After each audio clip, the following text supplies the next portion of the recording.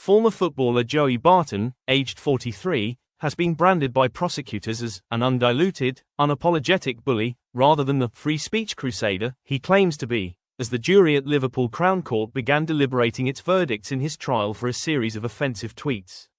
Barton faces 12 charges of sending grossly offensive communications, allegedly aimed at football commentators Lucy Ward and Aluko, as well as broadcaster Jeremy Vine. The prosecution contends that Barton's posts, comparing Ward and Aluko to notorious serial killers Fred and Rose West, and referring to Vine as a bike nonce, were intended to cause distress and anxiety, not to engage in public debate.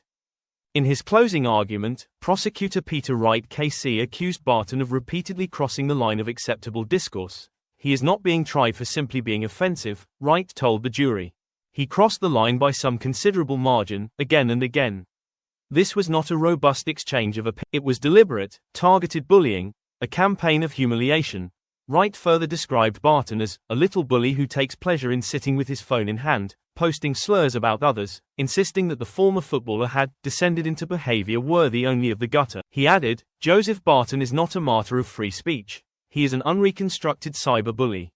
Earlier in the week, Barton had defended himself in court, claiming he was the victim of a political prosecution, and dismissing the case as a hatchet job. However, the prosecution countered that Barton's online conduct went beyond satire or bad taste and instead amounted to harassment. In response, Simon Csoka KC, Barton's barrister, urged the jury to remember the central importance of free expression in a democratic society. Freedom of speech must be protected and cherished, he said.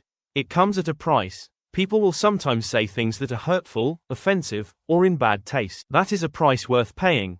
Csoka argued that Barton's remarks were not meant to suggest Ward and Aluko were killers or that Vine was a pedophile. These were puerile, vulgar attempts at sarcasm, immature, yes, but not criminal, he said. You cannot be sure that the tweets were intended to cause distress.